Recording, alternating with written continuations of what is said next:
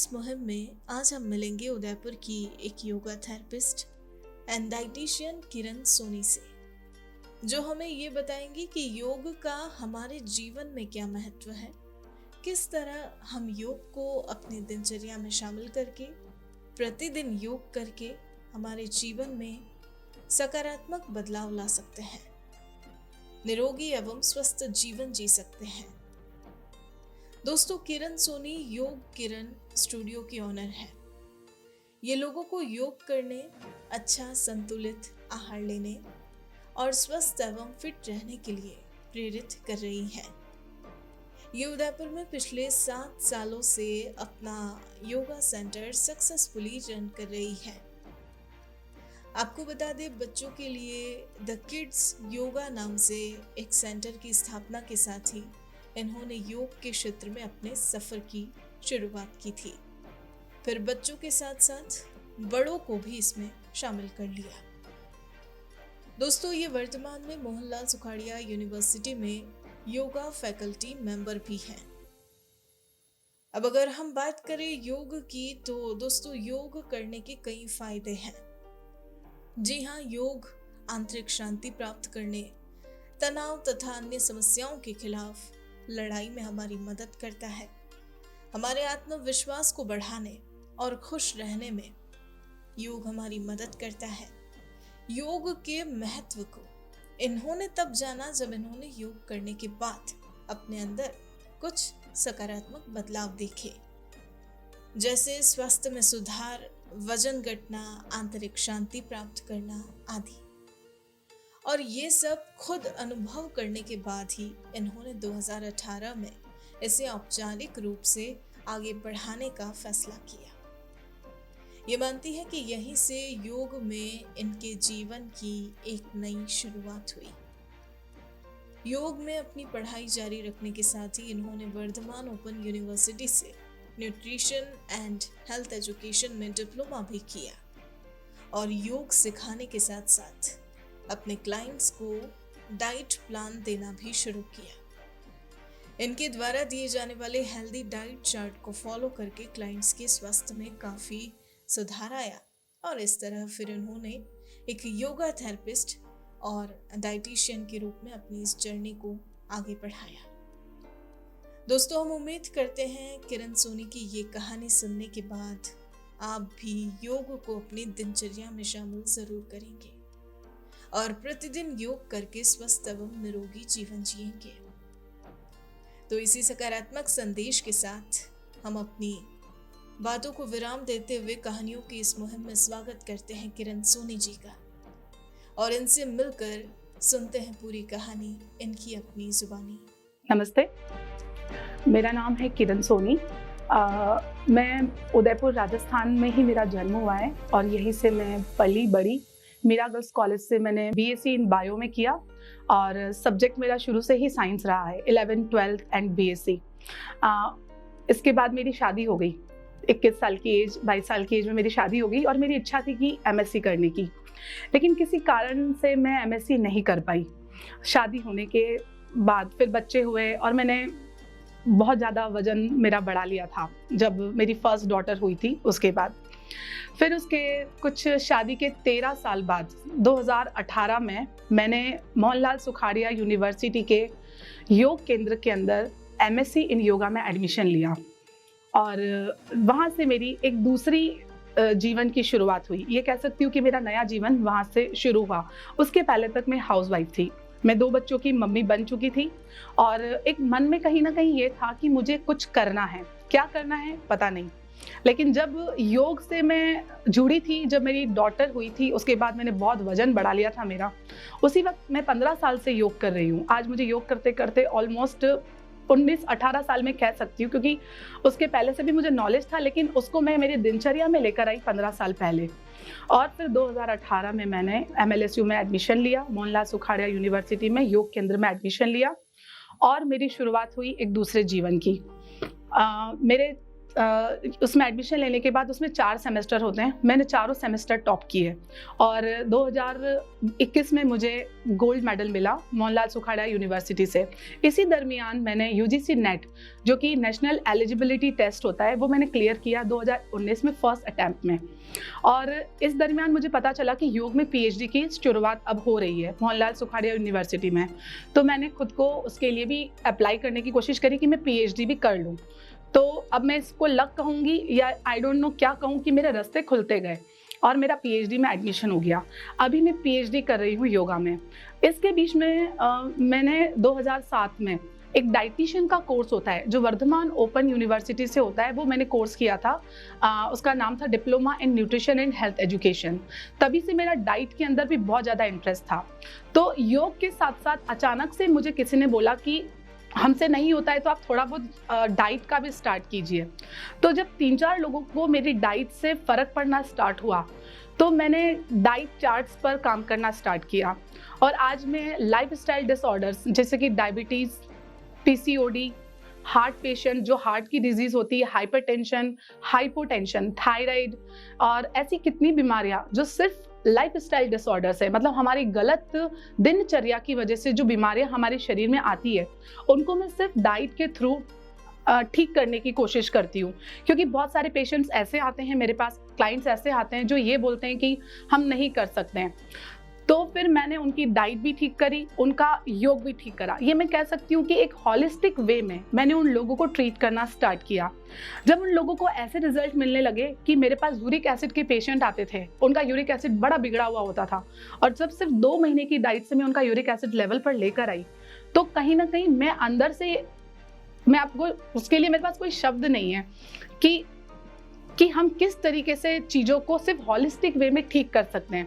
जब पता चला कि यहाँ पर सब फिजिकल रूप से ही चीज़ों को देख रहे हैं, इन सब बीमारियों के पीछे असली जड़ क्या है, हमारा कहीं ना कहीं तनाव। आप सब जानते हैं कि तनाव सबको होता है, लेकिन कौन तनाव को बिगड़ते हुए रूप में अपने शरीर के अंदर एंट्री करने देता है। मैं इसको ज़्यादा साइंटिफिक वे में नहीं लेकर जाऊंगी, लेकिन हाँ, तनाव हमारे शरीर को अंदर से हिला देता है। WHO आप सब जानते ही होंगे, वर्ल्ड हेल्थ ऑर्गेनाइजेशन जो हमारा विश्व स्वास्थ्य संगठन, उसके अनुसार सिर्फ शरीर के अंदर किसी बीमारी की अनुपस्थिति ही स्वास्थ्य नहीं है। स्वास्थ्य वो है जब इंसान शारीरिक, मानसिक, हर तरीके से, सामाजिक, स्पिरिचुअल, धार्मिक, सब तरीके से जब व्यक्ति फिट है तो वो असली में फिट कहलाता है। अभी कंसेप्ट चल गया है कि फिजिकली फिट इज फिट। हमको कोई फर्क नहीं पड़ता, किसी को ये फर्क नहीं पड़ता कि वो इंसान दिमाग से फिट है या नहीं है। तो कहीं ना कहीं योग से जुड़ने के बाद मुझे ये चीज़ें ज़्यादा समझ में आने लगी। तो नेचर के करीब लाकर लोगों को कि हम किस तरीके से इनको सिर्फ प्राणायाम, सिर्फ ब्रीदिंग, वो ब्रीदिंग ही प्रॉपर नहीं करते हैं। तो जब मैं लोगों को ब्रीदिंग सिखाने लगी कि आप इस तरीके से ब्रीदिंग कीजिए, कुछ भी नहीं करना है, सिर्फ ब्रीदिंग, कुछ प्राणायाम और कुछ हल्का फुल्का ध्यान करके भी आप अपने जीने के स्तर को बढ़ा सकते हैं। जब इस तरीके की अप्रोच उन लोगों के साथ की गई तो जो रिजल्ट्स मुझे मिले, मैं आपको बता नहीं सकती कि किस तरीके से लोगों को इसके फायदे नजर आने लगे। आज मेरे साथ बहुत ज़्यादा संख्या में लोग जुड़े हुए हैं और सब इसी चीज़ को चाहते हैं कि हम बस यहाँ से फिट हो जाएं। कहाँ से? दिमाग से फिट हो जाएं। क्योंकि कोई भी शरीर से फिट है जरूर है, लेकिन कहीं ना कहीं वो तनाव लेकर बैठा है शरीर के अंदर, तो वो कुछ भी कर ले, वो अपने आप को कहीं पर खुद को अकेला पाने लगता है और उसके दिमाग में ऐसी चीजें आने लगती है कि हम उसको समझ नहीं पाते हैं, तो ये उसको नुकसान करने लगती है। इसलिए हमको इस पर ज्यादा काम करने की जरूरत है, योग के ऊपर। और डाइट एंड योग, अगर इन दोनों को हम नेचर के साथ जोड़कर देखें तो हमको इसके बहुत अच्छे रिजल्ट मिलेंगे। और मैं ये मान के चलती हूँ कि अगर कुछ उदयपुर के स्कूल इसकी शुरुआत अच्छे से करें तो कहीं ना कहीं हमको बच्चों से, बिल्कुल छोटे छोटे बच्चों के साथ अगर इसकी शुरुआत की जाए तो आने वाले जीवन में जब बच्चे इस तनाव के साथ कोप अप करना सीख जाएंगे, क्योंकि तनाव सबको होता है, लेकिन तनाव को शरीर पर हावी कैसे नहीं होने दिया जाए, ये भी हम सबको सीखना बहुत जरूरी है। जैसा मैंने बताया कि मैं उदयपुर राजस्थान से ही बड़ी हुई हूँ, मेरा जन्म भी यही हुआ है, ये कह सकती हूँ मेरी जन्मभूमि भी यही है और मेरी कर्म भूमि भी यही है। बचपन मेरा बीता बिल्कुल पुरानी सिटी में, ओल्ड सिटी, घंटाघर, मोती चौटा, यहाँ पर मैं पैदा हुई, यहीं पर मेरा 21 साल तक का जीवन मेरा यहीं पर निकला। यहीं से मैं कॉलेज गई। हम लोग रहते थे 25 जनों की जॉइंट फैमिली में। हम 10 भाई बहन थे, मैं सबसे बड़ी थी। 10 इट नॉट रियल, मतलब हम कजिन्स मिलाकर हम 10 भाई बहन थे। आज भी जब मैं उन यादों को, उन चीज़ों को देखती हूँ तो तनाव क्या होता है मैं बिल्कुल भी नहीं सोचती हूँ कि हमको कभी उस जगह पर तनाव हुआ। हम 10 मिलकर कहाँ हम सुबह और कहाँ हम रात हो जाती थी बिल्कुल पता नहीं चलता था, क्योंकि जॉइंट फैमिली का कंसेप्ट वो जो था, मैं मानती हूँ वो दुनिया का सबसे बेस्ट कंसेप्ट था। आज हर फैमिली न्यूक्लियर हो चुकी है, या ये कहते हैं कि आजकल कोई कह सकते हैं कि कोई आजकल न्यूक्लियर फैमिली में रहना पसंद नहीं करता है, क्योंकि मतलब कहीं ना कहीं कुछ मिसअंडरस्टैंडिंग्स होती है, कुछ होता है, तो इसका इम्पैक्ट जो होता है वो बच्चों पर भी आने लगा है। मीठी याद की मैं बात कहूँगी तो सबसे मेरी मीठी याद ये है कि वो मेरा बचपन मुझे कोई लौटा दे। उस बचपन को अगर वो मैं वापस जी सकूं तो सबसे पहली भगवान से मेरी यही इच्छा है कि वो बचपन, वो 10 भाई बहनों के बीच में जो मेरा बचपन निकला है, वो 1-1 रुपए की कुल्फी के लिए हम दादाजी से पैसे मांगते थे, दादाजी पैसे दे दो, दादाजी 1 रुपए देते, उसकी 25-25 पैसे की 4 कुल्फी आती थी। वो चीज़ें अब कहीं नहीं हैं। अब बच्चा हम उसको, वो हमसे 1 चीज़ मांगता है, हम उसको 4 चीज़ ला कर देते हैं। हम पहले 4 मांगते थे, हमको 1 मिलती थी। तो कहीं ना कहीं ये चीज़ें जो हैं वो आजकल हमको कहीं नहीं मिल सकती। तो बचपन तो सबका मीठा ही होता है, क्योंकि वो बहुत पीछे रह गया। जीना चाहूंगी तो उसको वापस जीना चाहूंगी। जीवन में आदर्श मैं सबसे ज्यादा मेरे पापा को मानती हूँ। मेरे पापा शुरू से ही सरकारी कर्मचारी रहे हैं, क्योंकि वो भी एक जॉइंट फैमिली के ही पर्सन थे। ठीक है, उनका इनकम बहुत ज्यादा नहीं था, लेकिन वो हमारे लिए सफिशिएंट था। क्योंकि जब चीज कुछ एक होती थी, सैलरी भी थोड़ी कम ही होती थी उस टाइम पर, तो क्या होता था कि पापा शुरू से ही एक एक पैसा बचाते थे, आगे काम आएगा, आगे काम आएगा। मेरी शादी हुई 2005 में। उसके बाद उसके कुछ 10 साल बाद मेरे पापा, हम कहते थे, हम घूमते थे, मेरे हस्बैंड को घूमने का बहुत शौक है, तो हम घूमते थे, तो मेरे पापा बोलते थे तुम इतना घूमते हो, पैसे बचाओ, पैसे बचाओ, पैसे नहीं बचाओगे तो कैसे काम चलेगा, आगे जीवन कैसे निकलेगा। आज मैं पैसे बचाया हूँ तभी तुम लोगों की शादी कर पाया हूँ। तो अचानक से मेरे पापा रिटायरमेंट का प्लान करके बैठे थे कि मम्मी को कहीं घुमाने लेके जाएंगे। रिटायरमेंट के 2 साल पहले मेरे पापा को multiple myeloma, cancer like disease पापा को हुआ, कि ये चीज पापा को हो गई है। अब पापा आज मेरे पापा, वो मुझे शुरू से यही कहते थे, वो मैं ये नहीं कहती हूँ कि वो मेरे आदर्श नहीं है, आज उनकी पर्सनालिटी में 360 डिग्री चेंज आया। वो कैसे आया? उन्होंने कहा कि मैंने जीवन भर पैसा बचाया सिर्फ ये सोचकर कि मैं आगे ये करूंगा, आगे वो करूंगा। आज वो हमको कहते हैं बेटा आज में जी लो, जो है इसी को आज जी लो, क्योंकि आज नहीं पता कल तुमको क्या होने वाला है। तो वो मेरे आदर्श इसलिए हैं क्योंकि मेरी शादी होते से ही उन्होंने मुझे सबसे पहले ये चीज कहना स्टार्ट कर दी, कुछ कर लो, कुछ कर लो, सिर्फ बीएससी से काम नहीं चलेगा। एक लड़की को पूरी तरीके से सेल्फ डिपेंडेंट, ऐसा नहीं कि इंडिपेंडेंट होना चाहिए, किसी के ऊपर पूरी तरीके से निर्भर नहीं होना चाहिए। तो उन्हीं के कहने पर मैं हमेशा जुझारू रही कि मुझे कुछ करना है, मुझे कुछ करना है, कुछ करना है, कुछ करना है। तब जाकर मेरे हाथ में ये चीजें आई। मैं अपना दूसरा आदर्श मानूंगी और उन्हीं की वजह से मुझे मेरे हस्बैंड मिले, मिस्टर रवि सोनी। मैं आज जो भी हूँ, मेरा पूरा सपोर्ट मैं ये कह सकती हूँ कि सिर्फ और सिर्फ मेरे पति की वजह से, मेरे हस्बैंड की वजह से। वो इंसान ऐसे हैं कि आप सब जानते हैं कि उदयपुर में अभी भी फैमिली में कहीं ना कहीं ये आगे कैसे बढ़ जाएगी या ये आगे बढ़ेगी तो हमारे घर की बहू क्या करेगी, वो सब कुछ मेरे साथ भी था। लेकिन मेरे हस्बैंड ने बोला अगर तुझे कुछ करना है तो जीवन में सिर्फ करती जा, आगे पीछे मत देख, मैं तेरे पीछे खड़ा हूँ। उनका हमेशा मुझे यही सपोर्ट रहा है और आज सच कहूँ तो मेरे दूसरे आदर्श वही है। उनका जो वो कॉन्फिडेंस है वो मेरे में शायद अभी तक भी नहीं आया, क्योंकि मैं अभी भी कह सकती हूँ कि वो कॉन्फिडेंस आने में मुझे शायद 10 साल और लगेंगे, और उसी इंसान की बदौलत मैं आज इस लेवल पर पहुंची हूँ। आदर्श के मामले में मैं मेरी मम्मी और मेरी सास का भी नाम जरूर लूंगी, क्योंकि कहीं ना कहीं एक फीमेल तभी आगे बढ़ पाती है जब उसको दूसरी फीमेल्स का पूरा सपोर्ट मिले। मेरी इन लॉज में मेरी सास, मैं ये कह सकती हूँ कि वो एक मजबूत औरत है। अगर उनका सपोर्ट नहीं होता तो शायद मैं जीवन में आज ये नहीं कर पाती जिस जगह पर मैं पहुंची हूँ। और मेरी मम्मी जो मुझे हमेशा बेटा तू ये कर ले, मैं तेरे साथ हूँ। तो आदर्श ये 4 लोग मेरे जीवन में बहुत ज्यादा है। और यस, मेरी पूरी फैमिली, इन लोगों को मैं कभी नहीं भूलूंगी जिन्होंने मेरे हर वक्त, हर दम पर, मेरे देवर, मेरे भाई, मेरे बहन, सब मेरे आदर्श है। क्योंकि कभी भी एक फीमेल अकेली अपने पथ पर नहीं चलती है, उसके पीछे बहुत सारे हाथ होते हैं, तब वो चलती है। जब मैंने एडमिशन लिया था इस कॉलेज के अंदर, योग सेंटर में, मोहनलाल सुखाड़िया यूनिवर्सिटी के, तब मैंने नहीं सोचा था कि मैं ठीक है कर लूंगी। लेकिन क्या होता है कि जब हमारी पसंद की चीज़ें जब हमारे सामने आती है तो हम सारा मैनेज कर लेते हैं बहुत अच्छे से। हाँ, अच्छी फैमिली थी मेरी, हम बहुत बड़ी फैमिली में रहते हैं, चाहे वो मेरी मम्मी साइड की फैमिली हो, चाहे वो मेरी ससुराल साइड फैमिली हो, सब तरफ बहुत अच्छे से जब हम चीज़ें देखते तो कहीं ना कहीं ये सब चीज़ों को करते हुए जब मैंने फर्स्ट सेमेस्टर टॉप किया तो मुझे लगा कि ये कैसे हो गया। आई डोंट नो वो कैसे टॉप किया, क्योंकि क्या होता है कि एक हाउसवाइफ होती है, उसको काम करने के लिए सिर्फ काम करने के अलावा खुद के लिए सिर्फ 2 घंटे मिलते हैं, 2 या 3 घंटे। जब मुझे वो 2 या 3 घंटे भी 100% डेडिकेशन के साथ मुझे जब चीज़ें करनी थी तो मैं कॉलेज जाती, बच्चों को स्कूल भेजकर मैं कॉलेज जाती और फिर वापस कॉलेज से आते ही थोड़ा बहुत करके फिर पढ़ने बैठती, देन वापस शाम का काम करती, देन वापस पढ़ने बैठती। मेरा एक फिक्स रूटीन बन गया था। अगर इसके बीच में कुछ स्ट्रगल था तो वो सिर्फ यही था कि बहुत छोटे थे मेरे बच्चे उस वक्त, तो बच्चों के स्कूल टाइम के साथ ही आप सब जानते हैं योग की शुरुआत सुबह 7 बजे होती है, कुछ भी कर लो 6:30-7 बजे हमको कॉलेज स्कूल बच्चों को स्कूल और इधर मुझे कॉलेज पहुंचना पड़ता था। तो रोज मैं क्लास में 15 मिनट लेट पहुंचती थी, रोज। एक दिन ऐसा नहीं गया जिस दिन किरण सोनी कभी 7 बजे पहुंची हो कॉलेज में, क्योंकि बच्चों का भी स्कूल वही टाइम पर रहता था। तो ये एक तो स्ट्रगल ये था कि कहीं ना कहीं मेरे बच्चे उससे हो रहे थे।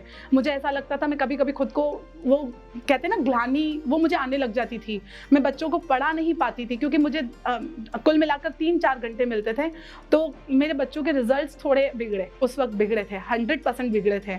और जब इतना सब करने के बाद मैंने बीच में, अगर आपने यूजीसी नेट के एग्ज़ाम के बारे में सुना हो तो 2019 में मैंने उसका फॉर्म भी भर दिया और वो फॉर्म फर्स्ट अटेम्प्ट था मेरा, यूजीसी नेट एग्ज़ाम का मेरा फर्स्ट फॉर्म था और योग में मैं उसको दे दी थी। मेरे लिए वो बिल्कुल राष्ट्रीय स्तर का एक नया एग्ज़ाम था।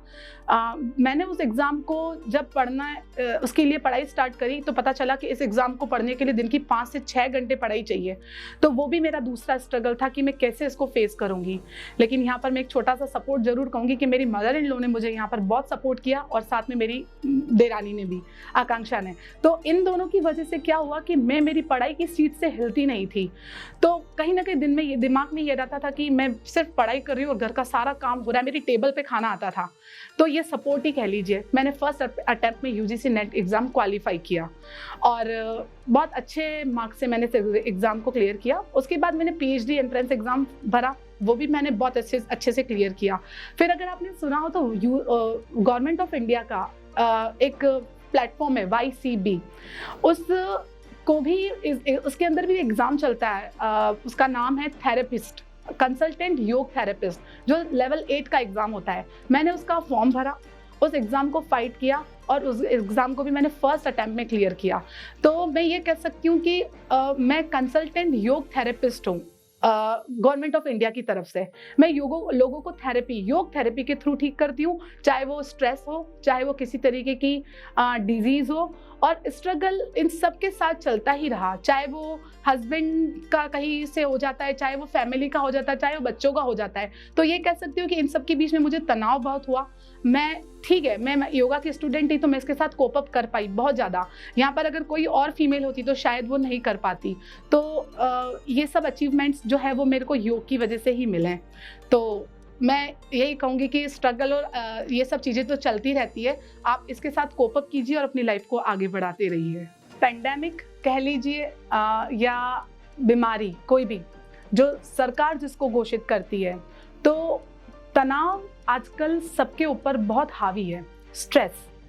और सिर्फ शारीरिक रूप से स्वस्थ रहना, चाहे शरीर के अंदर 1000 तरीके की बीमारियां हो, आपने आधि और व्याधि ये 2 शब्द जरूर सुने होंगे, और नहीं भी सुने होंगे तो मैं ये बताती हूँ कि आधि और व्याधि, व्याधि मतलब शारीरिक बीमारी, आधि मतलब मानसिक बीमारी।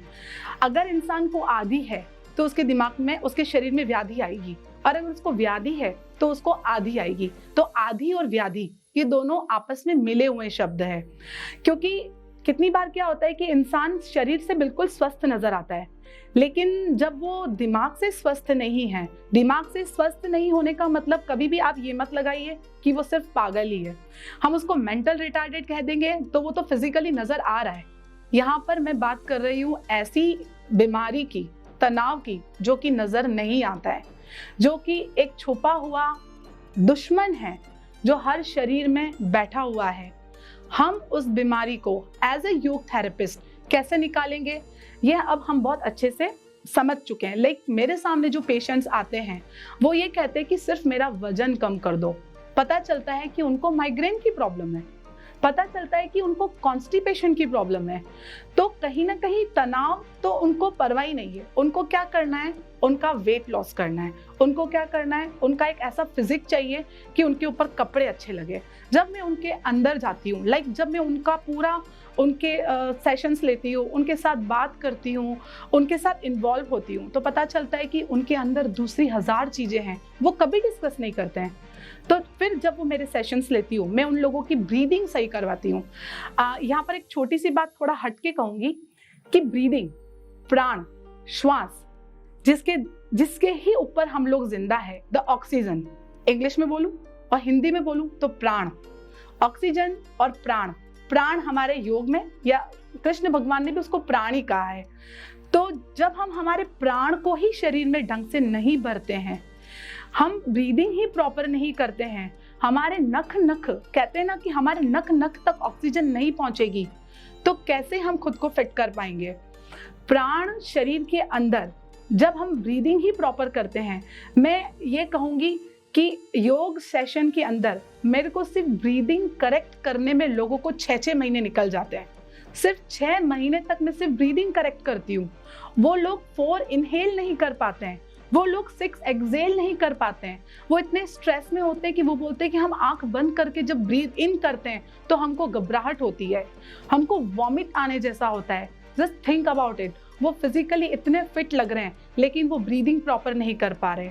तो मैं ये जरूर कहूंगी कि हर इंसान को योग के थ्रू कम से कम ब्रीदिंग भी अगर सही करना आ जाए, एक ढंग से श्वास लेना, अपने शरीर के अंदर प्राणों की वृद्धि करना, शरीर के अंदर कैसे आप प्राण को बढ़ा सकते हैं, कैसे आप ऑक्सीजन का लेवल बॉडी के अंदर बढ़ाकर कैसे कार्बन डाइऑक्साइड को बाहर निकाल सकते हैं।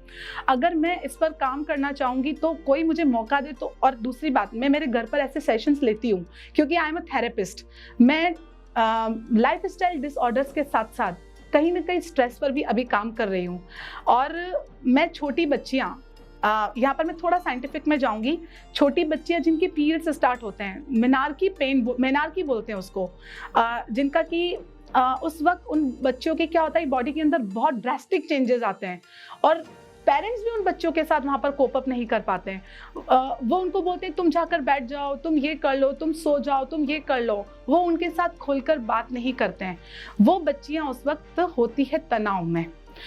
तो ये मैं कह सकती हूँ कि आज जब मैं इस चीज को शुरू कर रही हूँ, मैं कर चुकी हूँ शुरू, तो मैं सिर्फ ब्रीदिंग पर ध्यान दे रही हूँ। मुझे कोई परवाह नहीं कि किसी से 10 सूर्य नमस्कार होते हैं, कोई बात नहीं, होते हैं नहीं होते चलेगा, लेकिन मुझे ये परवाह है कि वो 4 तक श्वास अंदर भर कर 6 तक श्वास बाहर निकाल पा रहा है और उस श्वास को 4 तक अंदर रोक पा रहा है। मैं यहाँ पर गिनती बोल रही हूँ, इस पर आप कंफ्यूज मत होइए। श्वास अंदर भरना और श्वास बाहर निकालना, हमारे प्राणों की शरीर के अंदर वृद्धि करना।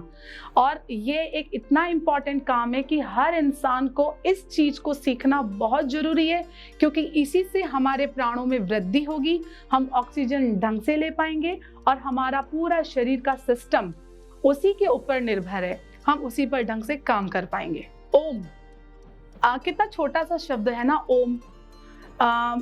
हम ये कहते हैं कि हमारे द्वारा बोला हुआ एक एक शब्द इस ब्रह्मांड में गूंज रहा है।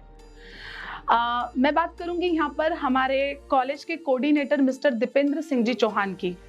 वो सर अपने आप में, उनके बारे में मैं क्या बोलूँ आई डोंट नो, लेकिन हाँ ये जरूर कहूंगी मैं कि कहीं ना कहीं एक ऐसा सपोर्ट सिस्टम है जिन्होंने एक दिन कभी क्लास में बैठे बैठे मुझे ओम शब्द, मुझे नहीं पूरी क्लास को ओम शब्द के बारे में बताया।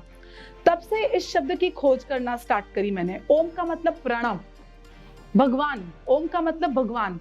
आई डोंट नो ओम को लोग कैसे देखते हैं, सिर्फ ओम नमः शिवाय नहीं। ओम अपने आप में एक इतना पावरफुल शब्द है जो 3 शब्दों से मिलकर बना है, अ, उ और म, और जिसका शरीर में 3 जगह पर स्थान होता है, हमारी नाभि, हमारा हृदय चक्र और हमारा आज्ञा चक्र।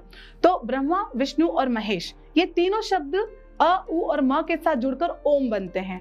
तो सिर्फ ओम का चैंट करने से ही, सिर्फ ओम का चैंट करने से अगर मैं 21 बार ओम का चैंट करवाऊं तो कहीं ना कहीं मेरे शरीर के अंदर एक ऐसी शक्ति उत्पन्न होती है कि अगर मैं ओम चैंटिंग बंद कर देती हूँ तो भी मेरे अंदर मुझे ओम सुनाई देने लगता है, आंख बंद करने के बाद भी। तो Om is the very powerful symbol, ये कह सकती हूँ कि मैं ये इतना पावरफुल शब्द है कि अगर आप अपनी ब्रीदिंग के साथ इस शब्द को जोड़ दें तो मैं यहाँ पर इतना श्योरिटी के साथ कह सकती हूँ कि अगर आप 1 घंटे पहले स्ट्रेस में हैं और यहाँ पर अगर आप ओम करना स्टार्ट करते हैं तो विद इन 5 मिनट उसकी चैंटिंग के बाद आपको स्ट्रेस बिल्कुल गायब हो जाएगा। और दूसरा है गायत्री मंत्र, जस्ट चैंट द गायत्री मंत्र। उस मैजिकल मंत्र के अंदर इतनी ताकत है कि अगर आप सिर्फ बच्चों को, आपने देखा होगा बच्चे आजकल किस तरीके से बिहेव करते हैं, अगर आप बच्चों को सिर्फ नियम से 10 बार या 11 बार गायत्री मंत्र चैंट करवा देते हैं, आप उनके अंदर विजिबल रिजल्ट्स देखेंगे। योग के अंदर ऐसे इतने ज्यादा मंत्र और इतने ज्यादा शब्द है कि उन शब्दों को अगर मैं एक एक करके यहाँ पर बोलना शुरू करूं तो रात हो जाएगी और सुबह भी हो जाएगी, लेकिन वो शब्द खत्म नहीं होंगे। लेकिन इन सब शब्दों का जो सबसे हाई शब्द है वो है ओम, अपने आप में बहुत पावरफुल शब्द। तो मैं यही कहूंगी, अगर आप अकेले ब्रीदिंग नहीं कर सकते तो ओम के साथ ब्रीदिंग कीजिए और अपने अंदर पॉजिटिव चेंजेस देखिए। मैं ये कहूंगी कि सब मेरे साथ योग के सेशन लेने के लिए बिल्कुल जुड़ सकते हैं।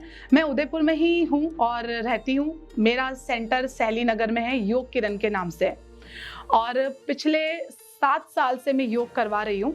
उसमें से 2 साल तो मैंने मेरे घर में ही घर वालों को कह सकती हूँ, बच्चों को कह सकती हूँ, उनसे शुरुआत करी।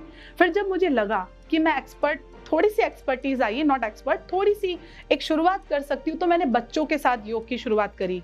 मेरे सेंटर का नाम ही पहले द किड्स योगा था, द किड्स योगा, योगा, हम योगा नहीं बोलेंगे, योग, किड्स योग से मैंने इस चीज़ की शुरुआत करी। कम से कम 3 साल तक मैंने सिर्फ बच्चों के ऊपर काम किया। फिर मुझे लगा कि मैं थोड़ी और एक्सपर्टीज हो चुकी हूँ, तो फिर मैंने बड़ों को सिखाना स्टार्ट किया। आज मेरे पास डॉक्टर्स आ रहे हैं, आयुर्वेदिक डॉक्टर्स आ रहे हैं, होम्योपैथी डॉक्टर्स आ रहे हैं, और मेरे पास ऐसे लोग भी आ रहे हैं जो कोई आसन वासन नहीं करना है, जिनको सिर्फ मेडिटेशन करना है, जिनको सिर्फ रिलैक्स होना है, और वो लोगों को इतने अच्छे रिजल्ट मिल रहे हैं। तो जब मैं आज के यूथ से ये कहना चाहूँगी कि जो अभी चल रहा है, क्योंकि योग को खेलो इंडिया में शामिल कर लिया गया है, वेरी गुड, बहुत अच्छा है, करना भी चाहिए, क्योंकि इससे किसी का करियर सेट हो सकता है। लेकिन इसकी वजह से ये हुआ है कि ठीक है, खेलो इंडिया में योग गया है, योग एक ऐसे प्लेटफॉर्म पर आ चुका है कि वो स्पोर्ट्स के साथ जुड़ चुका है, लेकिन मैं योग को शरीर को तोड़ना और मरोड़ने के रूप में नहीं देखती।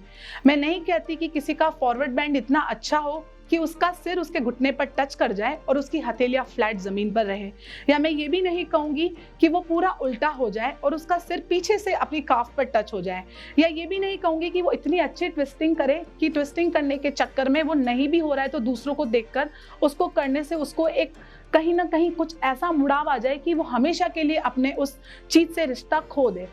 योग एक अलग रूप में अगर देखा जाए तो यहाँ पर योग होता है अष्टांग योग, यम, नियम, आसन, प्राणायाम, प्रत्याहार, धारणा, ध्यान और समाधि। तो जो सबसे पहले मैं 2 शब्द बोली, यम और नियम, यम यहाँ पर होती है बाहर की शुद्धता और नियम होती है आंतरिक शुद्धता। तो जब आप यम और नियम पर बात करते हैं, जिसमें आता है शौच, संतोष, तप, स्वाध्याय, ईश्वर प्राणिधान, अहिंसा, सत्य, अस्तेय, उसके अलावा जो और 2 होते हैं वो सॉरी मुझे भी याद नहीं आ रहे। तो इस तरीके से अगर इन 2 चीजों को अप्लाई करते हैं तो कहीं जाकर आसन आता है। जब हम बाहर की और अंदर की शुद्धता करते हैं तब हम आसन पर आते हैं, और आसन सिर्फ एक पार्ट है योग का, आसन योग नहीं है, आसन is the only part of योग। उसके बाद आता है प्राणायाम, उसके बाद आता है प्रत्याहार। मेरे ख्याल से आपने सिर्फ आसन और प्राणायाम सुना है, उसके 2 और उसके पीछे के 4 नहीं सुने हैं। तो आसन जो होता है वो 3rd नंबर पर आता है, प्रत्याहार जो होता है वो 4th नंबर पर आता है। उसके बाद आता है धारणा। प्रत्याहार क्या? अपनी इंद्रियों को सब तरफ से समेट कर अपने ही अंदर ले लेना, दिस इज प्रत्याहार, प्रति प्लस आहार। और उसके बाद आता है धारणा। धारणा मतलब सब तरफ से ध्यान को एकत्रित करके किसी जगह पर घुमाकर स्थिर करना। और फिर आता है ध्यान। तो ध्यान और धारणा, जब हम इन चीजों को खुद के ऊपर लगाना स्टार्ट करते हैं, अप्लाई करना स्टार्ट करते हैं, तब हम ये कह सकते हैं कि योग एक संपूर्ण रूप में हमारे सामने तब आता है। खाली आसन योग नहीं है। आसन इज नॉट ओनली योग, सॉरी। आप इस चीज को पूरी तरीके से खत्म करके भी योग कर सकते हैं। जरूरी नहीं है कि आपका शरीर बिल्कुल फॉरवर्ड बेंड कर जाएगा, जरूरी नहीं कि आप बिल्कुल त्रिकोणासन में नीचे की तरफ झुक जाएंगे। आप आंख बंद कर अगर 5 मिनट के लिए ध्यान करके अपने प्रभु को याद करते हैं, ओम चैंटिंग करते हैं, एक कनेक्टिविटी बनाते हैं, क्योंकि योग का शब्द आपने इंग्लिश में और हिंदी में तो सुना ही होगा। गणित में योग, जब 2 चीजें मिलती है तो वो योग कहलाता है। जय हिंद, जय भारत। दोस्तों, आप सुन रहे थे उदयपुर से एक योगा थेरेपिस्ट एंड डाइटिशियन किरण सोनी की कहानी, इनकी अपनी जुबानी। ऐसी ही प्रेरक कहानियाँ रोजाना सुनने के लिए हमारा चैनल सब्सक्राइब करें, बेल आइकन जरूर दबाएं, साथ ही कहानी को लाइक, कमेंट और शेयर करना ना भूलें। दोस्तों, अब आप भी बन जाइए भारत की प्रोफेशनल कम्युनिटी की आवाज़ और सुनाओ अपनी कहानी, बनाओ अपनी पहचान की इस मुहिम से जुड़कर अपने जीवन के अनुभवों, करियर यात्रा, अपने उत्पादों एवं सेवाओं के पीछे की वास्तविक कहानी से देशवासियों को प्रेरित करें और अपनी एक नई पहचान बनाएं। Tell your story, inspire and build your brand with the power of India. जय हिंद, जय भारत।